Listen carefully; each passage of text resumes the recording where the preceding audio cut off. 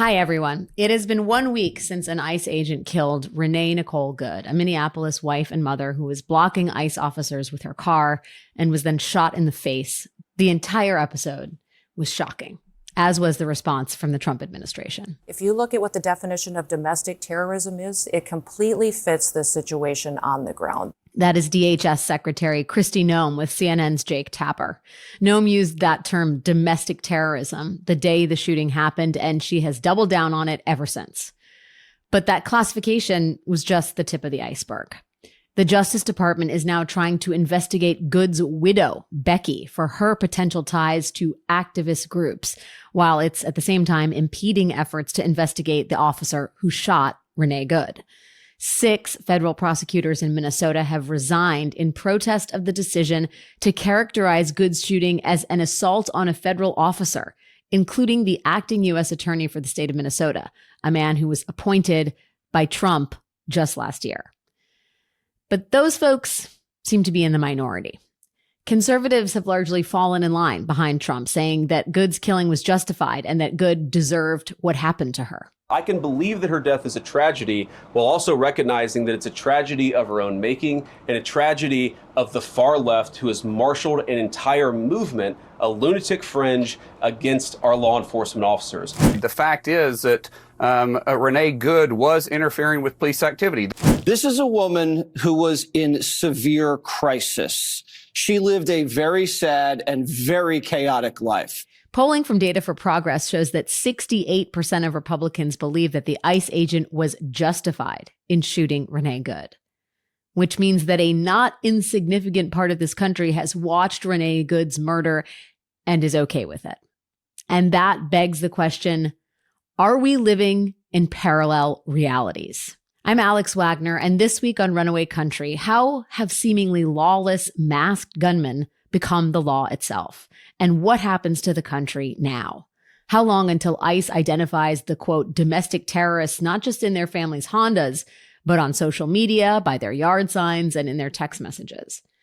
Is what's happening in Minneapolis and Portland and elsewhere desensitizing us to the fact that we are increasingly living in a militarized state, where the enemy of the country is anyone who disagrees with President Trump? I think the bigger problem is the enemy from within, not even the people that have come in and destroying our country. By the way, totally destroying our country. The towns, the villages, they're being inundated.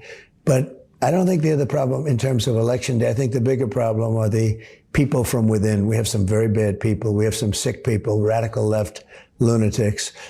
And I think they're and it should be very easily handled by, if necessary, by National Guard, or if really necessary, by the military. That was Trump talking to Fox's Maria Bartiromo back in 2024, less than a month before he won the election.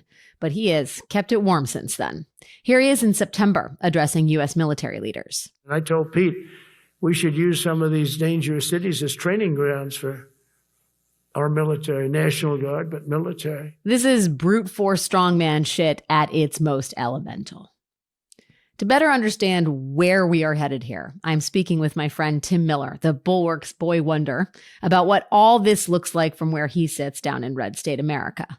But before we get into that, I wanted to talk to someone who might offer some firsthand perspective on the other side of this, someone who knows law enforcement from the inside as the former head of a big city police department. Police Chief Michel Moore was an officer with the LA Police Department for over 4 decades, and he led the department from 2018 to 2024.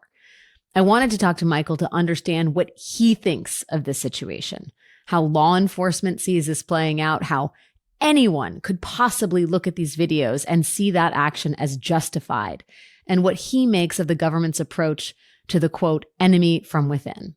Here's our conversation.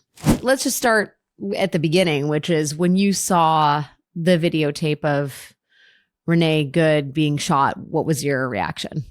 Well, I think as all of us, we saw this terrible loss of life of a woman who was engaged in some type of action against ICE and against their enforcement, and apparently held some beliefs in opposition to what they were doing.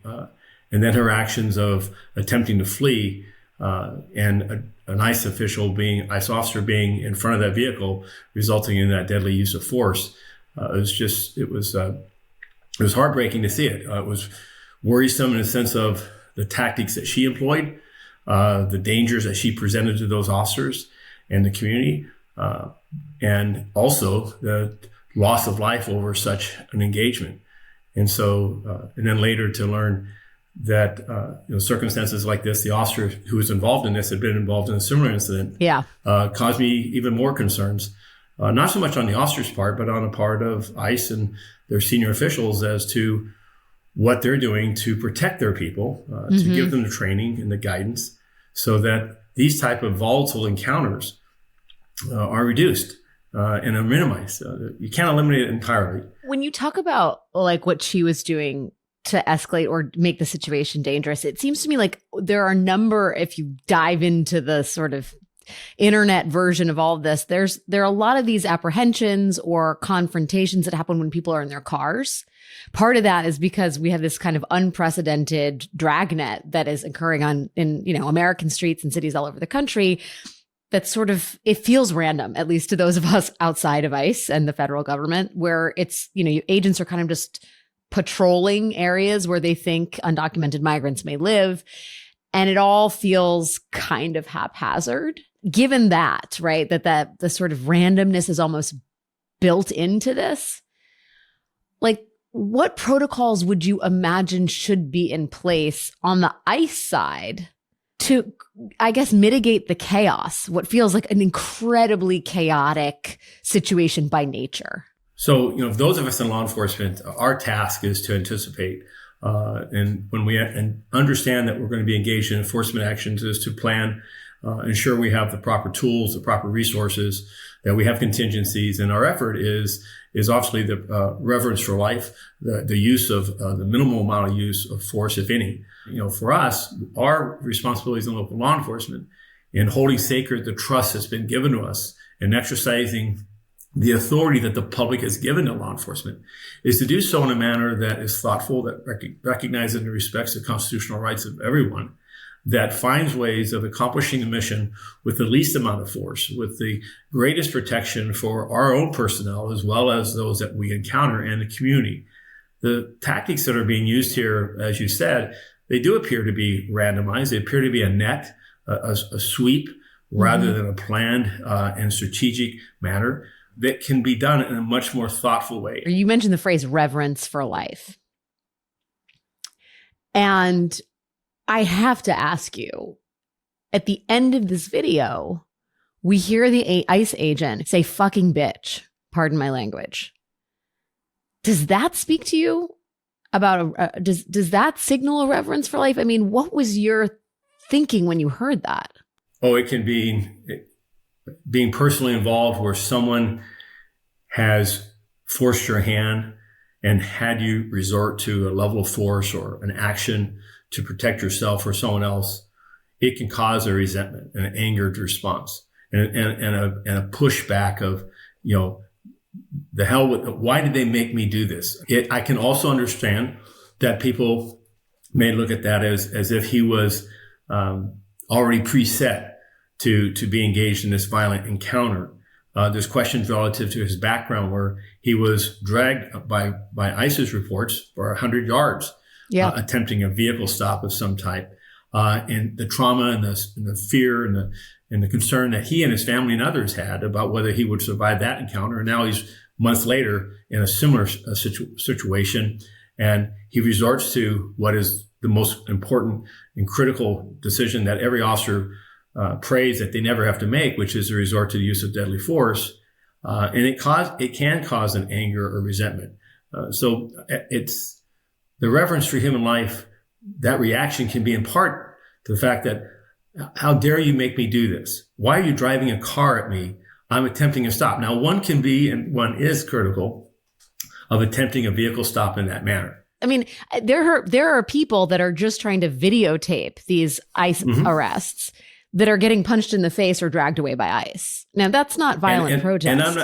And I'm not attempting to excuse that at all. In fact, that's wrong. And we've seen this I've seen this as a chief, where officers, their emotions get caught up. They lack either their own presence of mind or supervision, where they act out, and they need to be held accountable to that. One of the key functions that we see in demonstrations and public protests is the need to rotate your people in and out. They're human beings, and they can get frustrated, they can get fatigued, and they can have a short temper. These ICE officials, I mean, some of these individuals probably have been working day in, day out for countless hours and are running on empty. That, again, is not the public's fault. And that, again, is ICE and their DHS's responsibility as senior executives is to recognize these behaviors and not to justify them or in justifying them by saying our people are tired, they're scared, they're resorting to this because they're worried about getting home. Just from the citizen side, it doesn't seem like there's any interest in de-escalating this and calling, you talk about how people can find themselves caught up with the zeal, which I would maybe characterize as a real, they're appalled by what's happening in their neighborhoods. They're appalled by what's happening to their community members, and they're trying to save their country as they see it, right? And they're being called domestic terrorists by the head of the Department of Homeland Security and, by the President of the United States. And I just wonder, how's that going to tone anything down? I don't disagree with you. The rhetoric on both sides, if we take sides, this shouldn't be binary. We're a country of many opinions, ideas, thoughts, and it's one that has welcomed debate and welcomed dialogue and disputes. As we have this grand experiment that has existed now in our 250th year, it's never been smooth, but we do have people in very responsible positions today that I'm disappointed in. And this is on both sides. We're adding fuel to the fire rather than identifying a strategy going forward that allows this public discord to occur. We need to, it's almost pastoral. You want to take a moment and say, we need to take a deep breath, all of us, and find a way to not serve the rhetoric. And of course, in social media and in the flashing matters, we want the zinger. Yeah, well, I mean, a woman was killed, a mother was killed. Absolutely. So this isn't just. I'm with you on the sort of zingerification of our national discourse, but the acting U.S. attorney who was appointed by Donald Trump last year has resigned because the feds have decided, or his office is facing pressure to investigate Renee Good's killing as an assault on a federal officer. I will tell you that, to me, that is encouraging. Why? Because it is showing resistance to what people believe is unjust. Yeah. What I would worry, because take that same scenario. I wasn't, this acting U.S. attorney appointed by President Trump would acquiesce to this. But instead, he and others have opposed it, and they've opposed it in the strongest terms by submitting their resignation. The public should look at that as signs of encouragement, not to press farther on the pedal, not to delegitimize their resistance to this by using violence against police officers or ICE officers, but by continuing to demonstrate a resolve to hold principles. I think that ICE would probably appreciate your equanimity in this conversation. But the reality is that the chief of police in Minnesota, local law enforcement all over the country, both on and off the record, has expressed their horror at what is happening here. And that, I think, is reflected in the choice of the federal investigators to cut out the Minnesota Police Department or the local police in Minnesota on this investigation. How did that decision sit with you? Yeah, so let me respond to that. I know Chief O'Hara, Brian and I are friends. I've listened to many of his remarks. I've not heard him use the word horror. You have, perhaps you've characterized it as that. I join with him in the fact that the means of which ICE is going about their work is unnecessary and is in part responsible for the reactions that is happening. And I think there's tactics that are being used that is prompting people to act out. And as he said, and I agree, when you conduct vehicle stops in a manner in which I've seen, where they're just walking up on bum rushing cars and grabbing doors and opening and trying to drag people out of cars that are perhaps still engaged in gear and so forth. There's no good that's going to come out of that. That's just out of 1,000 cycles. It's going to go bad. And it did in this instance. It went very bad to the tragic loss of a life. And I think that the uniqueness of this, I've not heard in my time in LAPD for years, for us to be boxed out of an investigation entirely, for the local district attorney, state's attorney to have no access, it's not the right path. It's wrong. It's only going to fuel conspiracy theorists and people. It's going to solidify their position that whatever comes out of that report, well, that's just them backing the president's initial remarks or DHS or anyone else that decided to jump in this and totally vindicate. Do you worry, given the reporting we have about how quickly ICE agents are being recruited, the lack of background checks, are you worried about who's actually making these arrests? Are you worried about the training? I absolutely believe that what's needed is cooler heads, wiser thoughts, decisions by leadership within ICE to change their tactics. They can achieve the identification and removal of those criminals that are in our country unlawfully. But the manner in which they're doing it is creating this unnecessary harm. It's undermining the public's confidence, by extension, it's undermining the public's confidence in local law enforcement. It's putting local law enforcement and ICE officials in peril, and they should change their course. Period. A law enforcement official has on their responsibility, regardless of tenure, they know the difference between right and wrong, and they know what their sworn duty is. And yet, we also know the human tendency is that they're also socialized by the culture of the agency and the time in which they're working. So if you, or as that agency is growing by leaps and bounds, thousands and thousands of new agents, the rush to acquire those absolutely needs to be carefully watched. LAPD, when we've had a rush to hire in decades past, we've picked up some bad apples. We picked up a lot of good people, a lot of solid, dedicated professionals, but we also had some people get through that should not have because of the rush. Similarly, once they come in and the training and the expectations, if the environment around them is very conducive to just don't worry about the rules, we're just going to go out and do what we want to do. You undermine that culture of discipline, of professionalism, of reverence for life, and for their duty to uphold your sworn duty. And so those are all concerns. We have them as law enforcement leaders. I have it as an American. And we're not at a point of no return. Former chief of the LAPD, Michel Moore, thank you so much for coming on the podcast today. Really appreciate your time, sir. Thank you. So that was a lot. When we come back, I will sift through all of this with the Bulwark's Tim Miller. Please subscribe to this YouTube channel. It helps more people find this show, and it supports the progressive media ecosystem that we are building here at Crooked Media HQ. Plus, I would just personally really appreciate it. Runaway Country is brought to you by OneSkin. Guys, can we talk about New Year's resolutions for a sec? January used to be about totally reinventing yourself. And now it's more like doing an honest audit of what is actually working and doubling down on that. For me, that means taking my skin health seriously, which for me has meant using OneSkin. They have this body moisturizer that will make your skin feel like it is the month of July and not the month of January, which is a plus in my opinion because my skin is very dry in January and I love nothing less than dry skin. And Trump's imperialism, but there's no moisturizer for that. All of this is to say, I know that I'm supporting my long-term skin health at the cellular level, which is really where you want to be supporting your skin.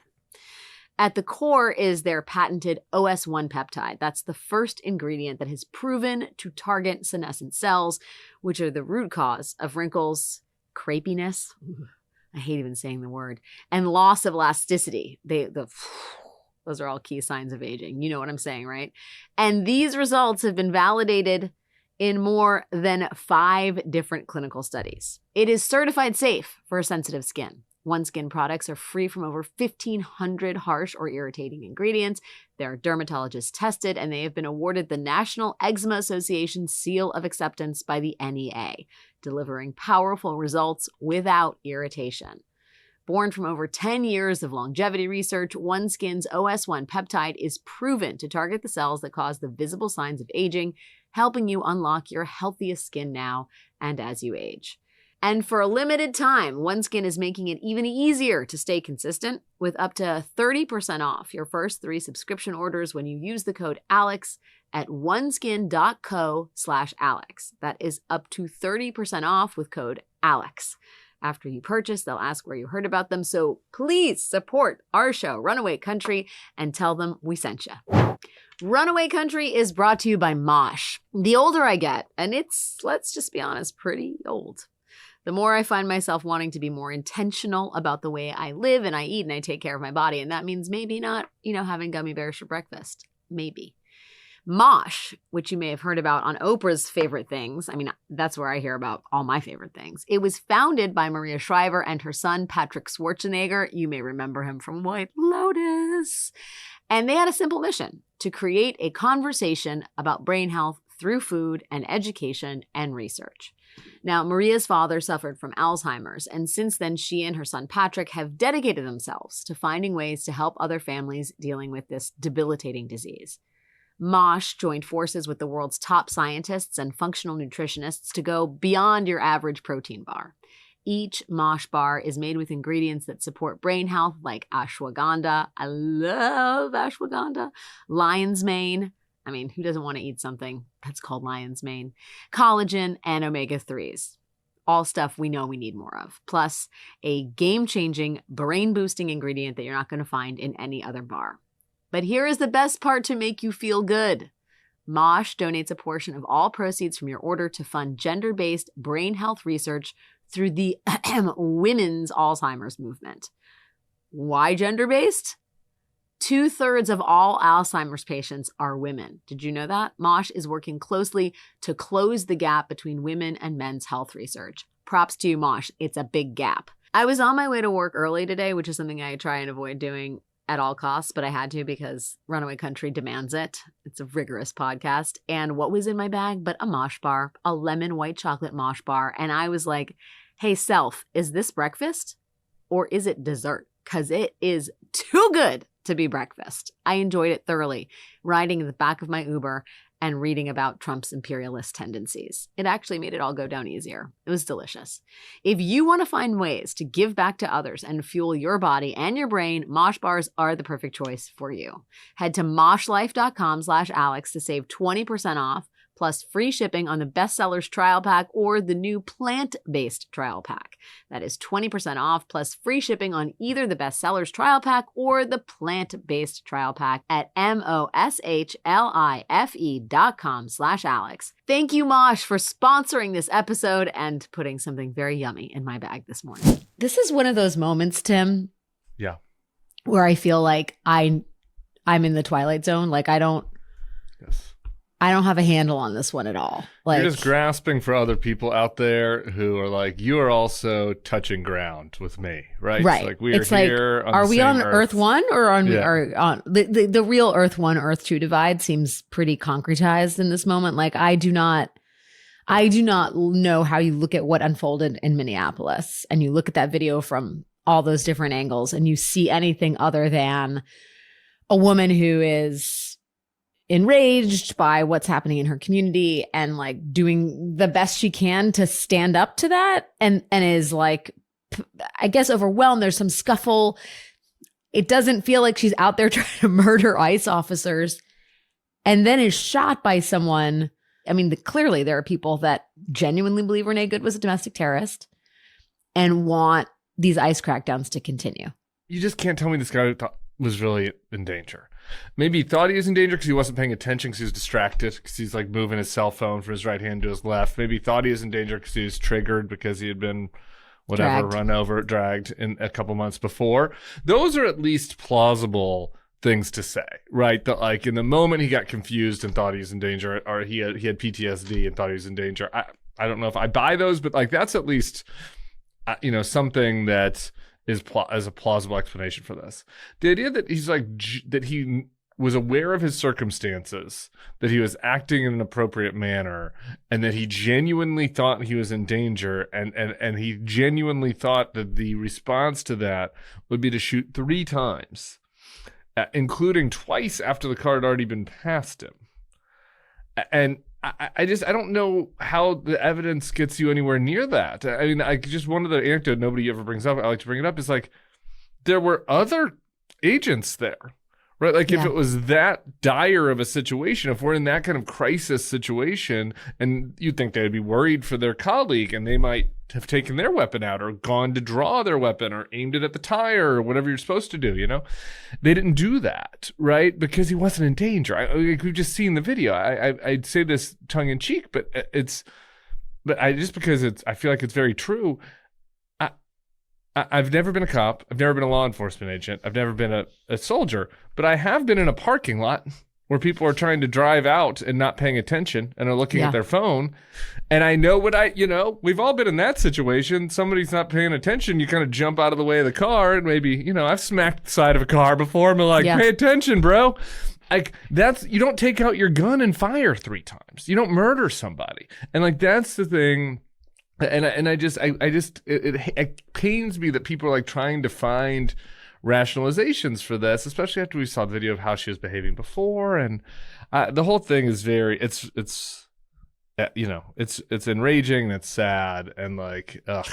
I mean, I think to your broader point about like the vengeful spirit being part of us, I was listening to your excellent podcast with Sarah and JVL, The Next Level. Thank you. When you guys were contemplating whether the country actually, part of the rationalization is because the country sort of wants authoritarianism. Right. Or parts of it. They're a part that it's like, it's desirous of this kind of sick relationship between citizenry and leader. And you guys were kind of tossing back and forth around like the idea of like whether this is like the beginning of the end. And also whether we should expect more of this, right? Because Trump is in a weakened state and is a cornered animal and is going to be lashing out and doing ever more dangerous, reckless things. And in this situation has absolutely thrown kerosene on the fire by calling Renee Good a domestic terrorist and kicking local police. Things are awry when like local police are becoming like are siding with activists, right? Like, yeah, that's what Mayor Frey was like when exactly. He said that several times. Like the cops here, which obviously after George Floyd had some pretty tenuous relationship with the community. It's now like the community's looking to the local police. And they're like, guys, ladies, help us here. Exactly. So that's telling. The stunning behavior on the part of DHS and the administration to not even like express sympathy, not even express like that sort of benign middle ground of like, let's wait till all the facts are out, but to say we're going to double down on this and to basically give a license to ICE agents across the country to continue to behave like this. It's not a fucking surprise that 2 people are shot in Portland the very next day. And the sense of despair and hopelessness and rage that fuels within people who find what's happening here appalling and abhorrent and undemocratic and un-American. Like, it just feels like we're in this insanely escalatory moment of American politics with a complete madman at the captain's wheel. They want the escalation. So like, that's the part. And so I'll do the bad part first, and then yeah, please. I have one like kind of caveat that it's going to take a lot of pain to get there, but we can talk about Joe Rogan. Maybe that's a light. It's kind of that crowd. Yeah, okay. So here's the but before we get to the caveat, like they want the escalation. The snuff videos that they've been putting out for a while show. I think we can say for 100% certainty, not guessing, because they've basically said it, that they want people to self-deport, right? They want to scare immigrants. So that we know that. Like, that's part of their strategy. They want to scare and menace immigrants so that people leave on their own. Okay. They have not said this as clearly, but I think that we can infer with pretty high level of confidence that they want protesters to escalate. And they want confrontation so that they can grab more power, right? Whether that's a rationale for the Insurrection Act or for some other step short of that allows them to crack down more and, consolidate the power that they have politically, but also the security state has. I just they've done nothing to make you think otherwise, right? That they're interested at all in de-escalating or whatever. Like they're not. Like they want to escalate because they want to use that as a pretext for continuing to expand their power grab. So, and then the other dark part of that, which you referenced at the beginning that we were talking about with Sarah and JVL on the Bulwark, was like I do think there's some percentage of the right that wants that. We don't know what the number is. I think JVL is the darkest of us. He was positing like 80% of the Trump voters want authoritarianism. Yeah, 80% of the Trump voters. I think maybe it's not that high. It's a significant group. But I think that it is important enough for us to look at it clearly. I think this is a problem that is far greater on the right as far as people who really crave kind of, I want state power against my foes. I want other people punished. I'm going to side on the half of the jackbooted thugs. But I think that like the abuser mentality, there's like a little bit of that everywhere. Like some of the left, I see this sometimes. People are very excited for crackdowns on MAGA folks. Like you could imagine, I've been on some shows where people are already thirsting a little bit for getting back in power in 2029 and giving them back, you know? Totally. That's get what you got. Like, fuck off. You wanted to do this to us? Yeah. Try the shoe on the other foot. Yeah. And so some of that's rational. And they're maybe irrational, but maybe not advised. Not advised. Exactly. Yeah, probably. Prudent in some cases, ill-advised in others. Right. Yeah. So look, I think that is just, we do have to sit with that, and like that's tough. But to the Joe Rogan point, my caveat to that is like the nice America does have kind of like a don't tread on me libertarian spirit that gets us in trouble sometimes. That I do think that there is a subset. And we're seeing this in the data now of Trump voters even who are like, nope, I actually meant the don't tread on me on the flag. I didn't mean tread on me, daddy. Yeah. Like this was not like tread on, like when I put that flag up, I was full. That's what I meant. I didn't mean no, go tread on my neighbor, daddy. And so that's a smaller contingent, I think, than we would have hoped. We're coming to realize, but potentially a big enough contingent to cause them some political problems. Let's play this Joe Rogan. This is Joe Rogan doing his Joe Rogan thing where he like makes the internet explode because he says something critical of Trump. So this is what he said yesterday. It's also very ugly to watch someone shoot a U.S. citizen, especially a woman, in the face. Right. Where it's like, I'm not that guy. I don't know what he thought. And again, this is a guy who had almost been run over, but it just looked horrific to me. I mean, when people say it's justifiable because the car hit him, it seemed like she was kind of turning the car away. So this is not the first time Joe Rogan has dipped his toes into the immigration debate. He's come out and been critical of Trump's immigration dragnets and said, like, they're not arresting the worst of the worst. They're arresting gardeners and construction workers. Does it matter? I mean, it didn't stop anything. I don't feel like, I mean, I think it's not a bad thing for the body politic that you have powerful voices like his coming out and being critical. But I just wonder how much stock we should put into this being the beginning of the tip of the spear of the resistance. I don't know if it's the tip of the spear of the resistance. And, always you get into this sort of dialogue and it's like, well, do we want to be allies with them? And he also said some bad things. And I think the first hour of that, I didn't actually listen to this podcast, but I have a nerd. It's long. Yeah, I have a nerd that does 2X. Very Joe dehumanizing. Rogan. Yeah, it is. That's a dehumanizing job. Totally. And he'll just like kind of let me know what happened so that when I'm talking about it, I'm not misrepresenting. And he's like, the first hour of this podcast before Joe Rogan says some nice thing, some good things about, or some bad things about ICE, some things that we would find appealing. He does like, like vaccine and ivermectin. You know what I mean? He does like weird health talk for like an hour, before, that's like pro RFK, pro Bobby talk. So, we don't have to be-saint him, but I do think there is a genuine discomfort among a lot of people that were a pretty fucking key demographic, and that, whether it was like the Obama, Bernie, Trump bro crowd who like really exists. Maybe we talk about them a little too much, but they like they were pretty meaningful in close elections and are pretty meaningful about the future of where the country's going. Because they're influencing a generation of younger guys who are all going to be out there running for office themselves.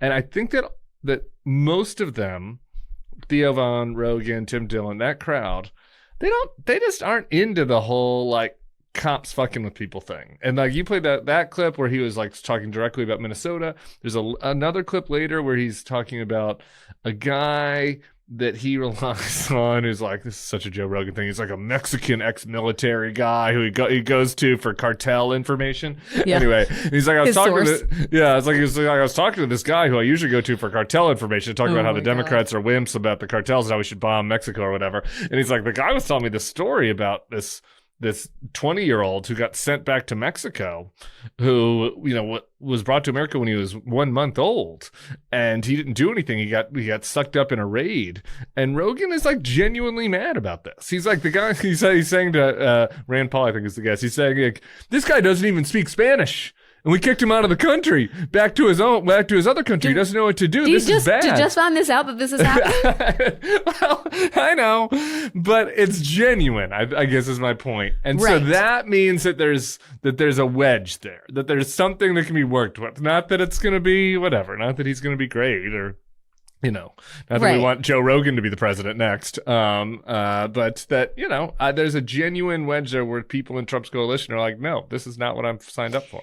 I'm with you. I mean, I want to take hope in it. Okay. But I also want to draw everybody's attention to an incredible piece of reporting in ProPublica where they talk about the use of chokeholds that are banned, that are not allowed in DHS policy manual or use of force manual. And then there are all the instances of ICE agents, videos of ICE agents using chokeholds on citizens and non-citizens alike. And there's this one story of a 16-year-old kid who's an American citizen whose father is being chased by ICE, whose father runs into a restaurant supply store. The kid's trying to videotape the whole thing, gets thrown to the ground by ICE, and is in chokehold. And you see these stills of him, and there's this kid on the ground, presumably screaming. They're still photos. He's in a chokehold. It looks barbaric. This is a restaurant supply store.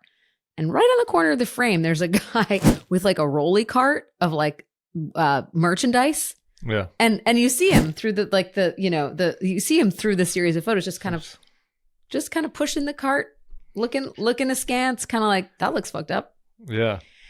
And I get it. Like sometimes when something horrible is unfolding in front of you, you don't know how to react. But I do think the Renee Good thing exists in a special space because it is a white woman who is in a suburban part of Minnesota and is driving a Honda, and it should promote national outcry and outrage. But there is really horrible, violent shit happening to brown people in this country regularly and in circumstances that you can't even look the other way, but people are. Like whether they're actually in the frame of the photograph or whether we as a collective sort of citizenry are just kind of like, I just worry that the brutality of all this is getting normalized in a way that really makes me worried about what the next 2 or 3 years look like, right? Like, and the fact that like people think this is all warranted because they didn't come to the country. Well, what happens when they start coming after you because they don't like the yard signs and they think that you're not like, you know, Trump's out there saying the enemy from within.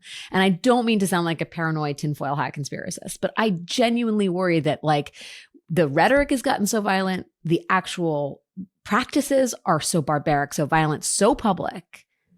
And people are just rolling the merch cart through the Home Depot. People are definitely rolling the merch cart through the Home Depot out there. I guess I would say, just anecdotally, I feel like I've just heard from like some of my non-political people in my life who've woken up a little bit the past week or two. Again, it's just anecdotes. I think that maybe that's changing. Does it take a white woman with, you know, stuffies in her passenger seat and, you know, to make that happen? Maybe. Does that say something deeper that we should talk about? Sure. I was mocking him. Like the Joe Rogan thing, it's funny that he's like, the fact that the guy doesn't speak Spanish, you know, it was like this key argument point about why it was bad that we deported him back to his home country. Exactly. It's kind of like he might belong here. Yeah, it was like if he spoke Spanish, would it have been worse or better? Like why is that meaningful? But I noticed this. I know like I've been trying to do these compilation videos of the worst behaviors of ICE. And I was just thinking about this yesterday. There was like one video is coming from two perspectives, and like in one of the video, the person yelling like has a really thick accent. And I was thinking to myself, I was like, maybe if we use the other one, it will feel a little less. You know what I mean? And that's that's probably a wrong. I think it's just real. Like it's a bad it's an instinct that I wish we didn't have, but I think it's a reality. People need to be persuaded. And so I don't know. I mean, I think that at some level we've seen some persuasion. The ICE's approval is down a lot. But in the meantime, every time I say, I'm sure you get this too. Like every time I'm like, well, there's some good signs. They're getting less popular. They're being pushed back in the, I get emails and stuff, response from people, and it's like, but it's still horrible. And they're never, going to be elections again. And I'm like, yeah, it's going to be fucking bad. He got elected and he's got 3 more years left. So I think that there's an unimaginable amount of dark stuff coming. But I think we can analytically also say that like this campaign is, failing? I don't know if it's failing, but it's showing, it's presenting some opportunities for opponents, I guess, politically. More from Tim in just a second. But first, the situation in Iran is escalating, and it is very, very alarming.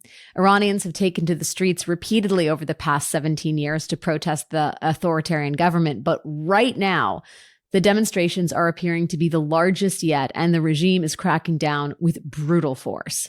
To understand how the country got there and what Trump is threatening to do in response, tune into Crooked's foreign policy podcast, Pod Save the World. This week, hosts Tommy Vitor and Ben Rhodes unpack the latest out of Iran, Venezuela, and the growing threats to Mexico and Cuba. Plus, they sit down with Jason Rezaian, an Iranian-American journalist who was wrongfully detained in Iran 10 years ago. Tune into Pod Save the World wherever you get your podcasts or on YouTube. Runaway Country is brought to you by Helix. The days are short and cold, but these long nights are warm and cozy thanks to my new mattress from Helix. You can't chase down a runaway country, let alone easier tasks like, parenting 2 hellions, unless you are well rested. So sleep is this guy's top priority. Helix makes sure that happens by crafting a mattress that is built for you.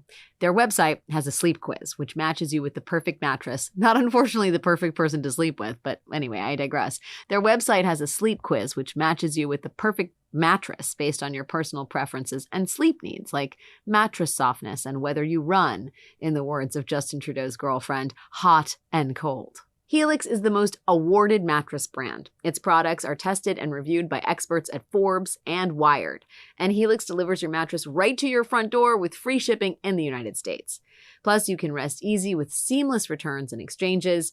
Their Happy with Helix guarantee offers a risk-free, customer-first experience designed to ensure you're completely satisfied with your new mattress.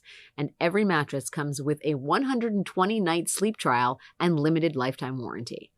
For my data-oriented listeners, Helix ran a study which found that 82% of participants saw an increase in their deep sleep cycle while sleeping on a Helix mattress. How's that for data? Go to helixsleep.com/Alex for 20% off site-wide. That is helixsleep.com/Alex for 20% off site-wide. Make sure you enter our show name, Runaway Country, after the checkout so they know we sent you. helixsleep.com/Alex. Runaway Country with me, Alex Wagner, is brought to you by ZBiotics. In this year, I am focusing on a small shift that makes a huge difference. Effortless presence. It sounds counterintuitive, but for me, that means planning ahead so that I can truly live in the moment, especially when enjoying a few drinks. My simple trick for staying balanced is taking ZBiotics pre-alcohol before I start. ZBiotics pre-alcohol probiotic drink is the world's first genetically engineered probiotic. It was invented by PhD scientists to tackle rough mornings after drinking, and here's how it works. When you drink, alcohol gets converted into a toxic byproduct in the gut. It's a buildup of this byproduct, and not dehydration, that is to blame for rough days after drinking. Pre-alcohol produces an enzyme to break this byproduct down. Just remember to make pre-alcohol your first drink of the night. Drink responsibly, and you'll feel your best tomorrow. I went on vacation with my 2 children, which is mentally taxing, shall I say, even in the best circumstances. And so, in order to get through that period, I certainly had a few celebratory, I want to say medically induced cocktails. And the reason I did that and the reason I could feel comfortable enjoying myself is because I had my ZBiotics with me. And the next day, when they woke me up at 5:45 every single day, I was like, wham, bam, bam, should we go play beach volleyball? I would not have been able to do that without those magical little ZBiotics vials. Are you ready to try it? Go to zbiotics.com/Alex right now. You will get 15% off your first order when you use Alex at checkout. Plus, it is backed by a 100% money-back guarantee, so there is no risk. Subscriptions are also available for maximum consistency. Remember to head to zbiotics.com/Alex and use the code ALEX at checkout for 15% off. Runaway Country is brought to you by ZipRecruiter. So I have a couple of personal goals for 2026. Like, I would like to sleep more. I would like to get less stressed out when my children kick each other in the mouth. I would like to finish a book. I have 7 in rotation right now. I would like to work out more than I do. It is hard to find people who are so good at what they do. And like on all fronts, right? We're not perfect. It's like if you're hiring, how can you find the best people for all the different roles on your team? Well, it's easy, actually. ZipRecruiter. And right now you can try it for free at ziprecruiter.com/runaway. ZipRecruiter's matching technology works fast to find top talent so you don't waste time or money. You can find out right away how many job seekers are in your area and are qualified for that role. Let ZipRecruiter help you find the best people for all of your roles. 4 out of 5 employers who post on ZipRecruiter get a quality candidate within the first day. See for yourself. You can just go to this exclusive web address right now to try ZipRecruiter for free. ZipRecruiter.com/runaway. Again, that's ZipRecruiter.com/runaway. ZipRecruiter, the smartest way to hire. I think the thing that disturbs me the most about this moment is it's like, after Trump won, I was like, oh, I guess we are a more racist country than I really realized. It's not that I thought we were in a post-racial society. I'm not John fucking Roberts, right? But after Obama, it was like, oh shit, this is the snapback. But now it's a completely different beast where I'm like, wait a second. It's not like Harvard professors were out there shooting anti-vaxxers. Do you know what I mean? Right. Like, it is not as if, like, I get it, liberal elites, out of touch, the economy, etc. Yeah. But the distilled hatred that we have seen in this moment. She was a lesbian. She's a domestic terrorist. She didn't deserve, like, I hate using this because I feel like it feeds into every stereotype of liberal, but the otherizing of this person, right? Mm-hmm. The dark misogyny. It's like, where the fuck did this come from? Where did this come from? Like, what did the left do to earn this over the course of the last 2 decades? Do you have a thesis? Like, was it just all Skip Gates? I mean, that's what Ben Shapiro thinks. It's the beer summit that really made the right feel ostracized. It's just that fucking Obama talking about race and, giving the race speech. Like, that warranted this? No, well, in Ben Shapiro's mind, it did, apparently. I guess. Look, I think some of this stuff is dormant and just existing. And I feel like you have these conversations and, like, people are complicated. People have various levels of kind of racist animus in themselves or hatred of other people. And it kind of, you can feed the parts of you that have hate or feed the parts of you that, like, want to have grace, and that's just, that's human. So I think that Trump has fed a lot of people's hatreds. And so I think that's part of it, and I think that people it feels good to all of a sudden be like, oh, wait, I can say what I really think about this right now. I can make that comment that I was self-censoring and I'm blaming the libs that I self-censored. The thing that I always say about all this is I was like, you could have said pussy. And what was the 2 words you wanted to say, pussy and retard? I was like, the guy that was complaining about that to the FT, he's like, I can say it again. I'm like, you could have said it last year. I don't, nobody was stopping you. There were no cops. This is all about pussy and retard. Great. Yeah, there were no cops. Mistakes out there. have been made. What? So anyway, that was part of it. I do think that some of it, though, is, and I think there are elements of this that are totally crazy and people need to get over it. And there are elements of this that are legit. That just, like, I think people felt like the culture was getting away from them, right? Yeah. And that, like, they were not, and that, like, people besides them were getting awarded and honored. And this is a kind of stupid thing that comes to mind, but dang, I'm blanking. I'm bad at actress names. This is a gay problem. I should be better. Who's the? Are you kidding? If the gays love the actresses. I know this is a gay weakness I have. Oh, like, a gay weakness. I should be better at this. What is it? The one from One Battle After Another, the black woman that just Chase Infinity. Tiana Taylor? Yeah, Tiana Taylor. Thank you. Tiana Taylor. Tiana Taylor gives a speech yesterday, and I saw like a social media post from one of the social MAGA guys that was like, "Oh, great, the 400th black woman to win an award. Congratulations, you've really you've really broken the glass ceiling." You know what I mean? That kind of thing. But I think that is what the feeling was, is that like they can't get awards anymore because they don't want to give them to white guys. You know, whether that's crazy. Poor Timothy Chalamet. Yeah. Just can't get fucking any acclaim for playing a fucking ping pong. Don't you lump Timothy Chalamet in I those love Magas. Timothy Chalamet, but I'm just saying, like, yeah, white guys still do okay. Leo did fine. Leo did okay. They're all okay. Sean Penn's there smoking a fucking cigarette at the Golden Globes in the audience. Like, they're okay. Cool. They get a pass. Looking cool. So yeah, I think that there's like a combination of all of that, like loss of power, feeling like, you know, things were being taken away from them. You know, that isn't going away though. No. Like, part of the reason they were losing power is because they just weren't competitive. Like, wake up and smell the fucking coffee. If you want to fucking win, you got to be good. And like, for the first time, we were looking at the like playing field and we were like, oh yeah, actually, maybe the woman is maybe more qualified for this position here. Right. Maybe the person of color actually deserves this job. And it was like, well, wait a fucking second. The system was rigged for me and we better re-rig it because otherwise I'm fucking mad and I'm going to shoot everybody. Like, none of that hostage taking society shit like works, I think, generally as far as a democracy. But anyway, I think they feel like, though, I just being candid, I think they feel like they have clawed it back. I mean, like, I don't know. I think if you ask a lot of MAGA folks, like, what have been the big successes of this of this Trump, they would talk about getting rid of DEI and the border.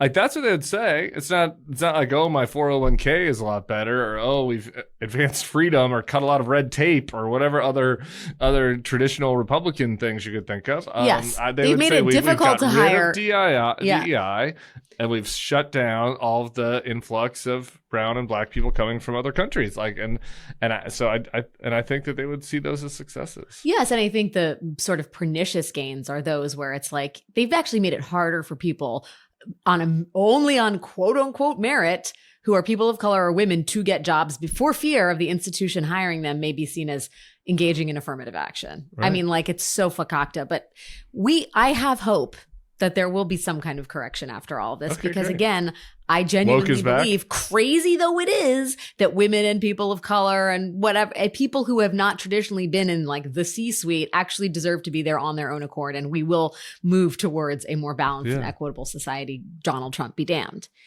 Do you think, Tim, I ask this in a week. I love that optimism. Well, I just do. I mean, I have to, as a woman who's like half brown, like, yeah. I think it matters. And I will say my conversation with LAPD police chief, Michel Moore, not the film director, for everybody who hasn't listened to that part of this podcast yet. He does have criticism for ICE. And you interviewed the mayor of Minneapolis, Jacob Frey, who really clearly expresses a solidarity with the police department. The police department seems firmly rooted against ICE and federal overreach here. The state is suing the federal government for its involvement.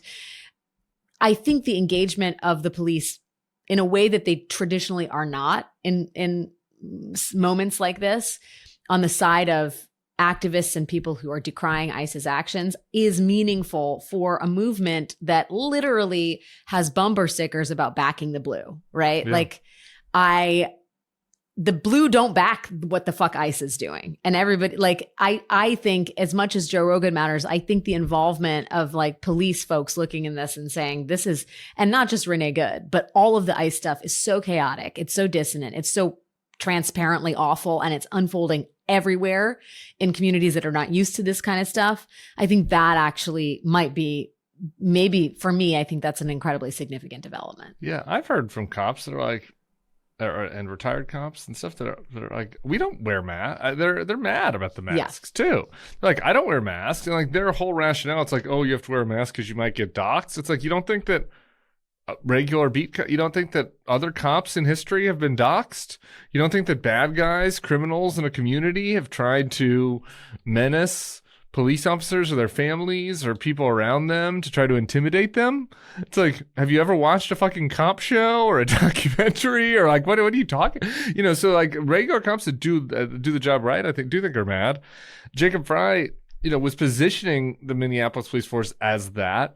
I'm not there. I don't know what the real feeling is of the 500-600 police officers in Minneapolis. Who are grossly outnumbered, vastly outnumbered by ICE agents. Hopefully how Mayor Frey characterized it is correct. Hopefully it is. But I'm glad he's doing it that way because like I agree with you. I just think it's important, right? It's important to broaden out as much as possible the opposition to this and demonstrate this is not not what they want to paint it as. Like they cannot gaslight the country into thinking like this is like a bunch of anarchic progressives that want to burn everything down, against people that want law and order. Like that's not what that is a winning frame for the administration, right? It's like crazy to me that we're talking about this. Like there's even the presumption that this is like an anarchic revolution being led by people like Jerome Powell, the Fed chair, Senator Mark Kelly, a military veteran, and like a mom in Minneapolis in a Honda. Like this is not what anarchy looks like. This is what citizen-led resistance to autocracy looks like. I do want to get your thoughts on like this sort of resistance movement being led by the Fed chair, being led by someone like Mark Kelly, who is not a firebrand at all, who's like a consummate moderate, and like sort of whether there's a new playbook being developed, right? Kelly is launching a lawsuit. Jerome Powell like goes to the internet and makes a statement, and you just kind of how you're thinking about those things in a week where it seems like this sort of the ramp up to full blown dictatorship is inexorable. Yeah, I've kind of a broader thought about this. I'm in the home, you guys. I'm in real progressive resistance turf right now. Okay, it's crooked and stuff, so I'm speaking to the resistance. So I have a broader kind of point about this. We can talk about the specifics if you want. But I think there are a lot of people in this that are within the coalition arguing about what to do. Like feels like there's this, and maybe I can see this clearly as somebody who came as an outsider, but there's this like vestigial war from like Bernie people versus Hillary people that is like still happening about like, well, the moderates don't know how to fight, or the progressives don't know, or the progressives are screwing us up with their whatever. And I just think that anybody who is stuck in that is like not seeing clearly what's happening right now, because I think that like across the ideological divide, you see examples of Democrats who like understand what the moment is and how to push back against this. And across the ideological divide, you see ones that don't. And like, I think just as some examples, like AOC has been awesome about Minneapolis and her gaggles, and she does it her own way, but as she's been very clear, that's one. Chris Murphy's been very good. Like some random House members people might not hear of, like Pat Ryan is like super good. And then you mentioned like Jerome Powell and Mark Kelly, not like the vanguards of progressivism, or not people that have probably been to a lot of protests in their life. And they are recognizing that this is an authoritarian power grab, and that you've got to have backbone and stand up to it and speak clearly and not like mince words. And I think that's good. And to me, that's how I kind of see the dynamics right now. There was my colleague Lauren Egan, who has like a newsletter that covers the Democrats called The Opposition for the Bulwark. And like within the Senate caucus right now, there's like an internal debate about like whether to use this next budget round to fight ICE or not, and whether like that's an appropriate fight for them. And like Chris Murphy, who I mentioned, is like one of the ones that's like, yeah, like we can't vote for anything that funds this stuff. And there are Democrats, again, across the ideological divide within it's maybe a little bit more of a generational thing, but not entirely, who are kind of like, well, we got to use that. We got to go through the right process, and we got to use that. And this isn't the moment to do, like all these. It's like excuses. Their vestigial. Is it the vestigial tail? Like why we have tailbones is because we used to be lizards or whatever. Yeah, right. Right. It's like the institution's gone, dudes. The institution is gone. Protocol is gone. Like you don't need that tail. It's not gonna come back into use anytime soon. Yeah. So I don't know. I just think that, like, if you're worried about protecting the institution of the Senate, or you're worried about focusing on focus group, consultant talking points, or if you're focused on like throwing spitballs at, like, in the Ezra Klein versus populist left dispute. Yeah, it's like, guys, like, wake the fuck up. Stop. Like, none of that stuff is what matters right now. Like, do all that in 2029. So I just think that there are a few categories of people that cut across the resistance who are really demonstrating how to do it, and some who, like, I think are out to lunch on what we're facing right now. I did not think Jerome Powell was going to be the one that was me neither. taking it to the It's like, here we internet. go. It's like it's like it'd be a funny. Or Mark Kelly was like, "You're going to fucking demote my military rank? I'm going to fucking sue you." It'd be a funny little it. graphic to have, like, in those old, like, where they, in the old magazines, like they did a cartoon where it's like it's like Jerome Powell, AOC, and Chris Murphy. It's like doing it right, and then it's like over here, it's like, that's a weird grouping, but it is what it is. Yeah. Strange bedfellows, my friend. Well, I guess we're ending on an up note. Okay. Couldn't we just say that this is like, I'm a level of optimism that the fight continues, that they're advocates coming from, not all heroes wear capes. Is that what we say in this moment? For sure. Yeah. The darkness that lies within us perhaps can be, I don't know, go back to the shadows in 2029. I don't know. I worry about it. It's a long way away. I know. Look, it's going to be ugly, but yeah. I mean, Jerome Powell. You asked me if the ICE, if they're losing that battle over ICE, or if I don't know. That's ongoing. But Jerome Powell won. Yeah. You know what I mean? Like, they can be pushed back. They can be brushed back. It's just, as long as you're the chair of the fucking Fed with 11 other countries having their banking representatives say this is fucked up, and your own Treasury Secretary being like, don't do this. I know. Fair. But, like, Tim Cook is, has more cash on hand than any CEO of any company in the history of the world. Yep. They didn't have to, like, we'll see. Jeff Bezos has a moment right now, right before we started taping this. I guess they have gone into Washington Post reporters. They've gone to a Washington Post reporter's home and raided the reporter's home because she has contacts inside the government, federal workers who are sources for her. And that is reason for the Trump administration to violate the First Amendment. So we'll see what Jeff Bezos does. So, Jerome Powell has some cover, but a lot of other people that have moats around them are not doing the right thing, and so it's good to see that we have some people who are and are getting some points on the board. I'm going to take that. That's as positive as we're going to take that. We started at the bottom and we rose distinctly to the lower middle, so we're going to go there. That's what we're going to press the stop button on this podcast. Tim Miller, it is a pleasure and an honor to have you with us on Runaway Country. I appreciate you, man. Great to be here. I'm now a little nervous to listen to the full interview with the LA police chief, Michel Moore, but I'm going to do it. So I'm looking forward. You should. It's not all bad. Much like this set of analysis, it's mid. It's not mid. That's fine. Mid good. Low mid. Mid to low mid. I'll see you, girl. Thanks, Tim. That is our show for this week. As always, if you have been impacted directly by the Trump administration or its policies, send us an email or a 1-minute voice note at runawaycountry@crooked.com, and we may be in touch to feature your story. A huge thank you to everyone who has written in already. Last but not least, don't forget to check out our show and our rapid response videos on our YouTube channel, Runaway Country with Alex Wagner.